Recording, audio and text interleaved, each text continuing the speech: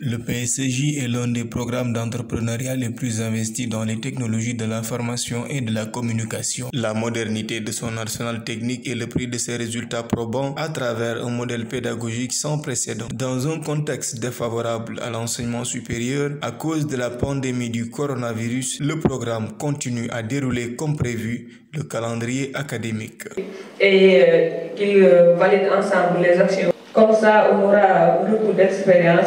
Une prouesse qui lui a valu la visite de la chaîne de télévision ITV du groupe E-Media Invest ce mercredi 18 mars pour une interview avec la coordonnatrice. PSJ TV en a profité pour vous réaliser ce mini-documentaire commenté par le professeur Aminata Sall Diallo.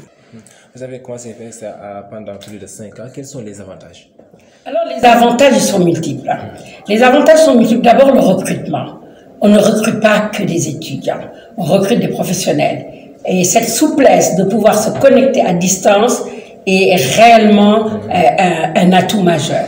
Mais aujourd'hui, si l'on prend le cas du coronavirus, où tous les cours ont été suspendus, nous nous conformons aux instructions du chef de l'État.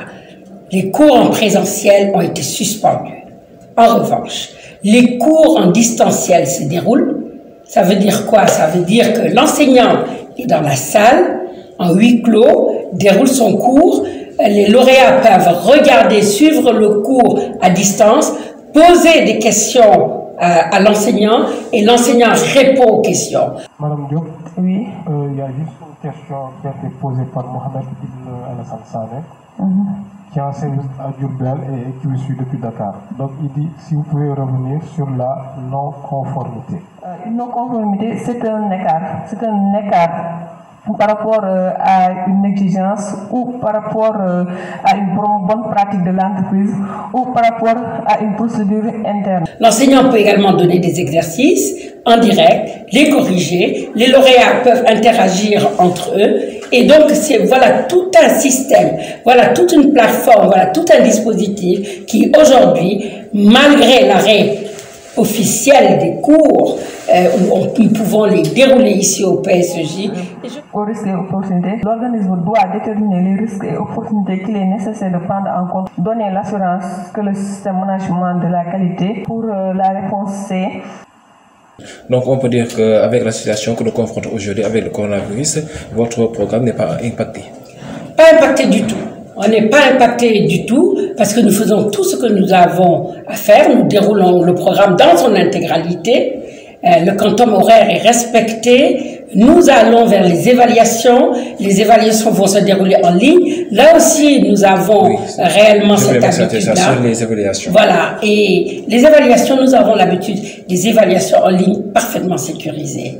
Et je pense que Monsieur Ndiaye, Massamba Ndiaye, pourra peut-être vous parler un peu plus de ces évaluations en ligne qui sont parfaitement maîtrisées depuis quelques années ici au PSJ. Nous avons bénéficié de l'accompagnement d'un partenaire stratégique, c'est Orange Sénégal, donc, qui équipe depuis plusieurs années nos lauréats en clé des modems de connexion et qui dote également de chacun un certain nombre de kilobits, de mégabits par mois. Ça permet à nos lauréats de se connecter, même si ce n'est pas suffisant, mais on négocie encore à part plus de bandes passantes, parce que c'est quand même des vidéos.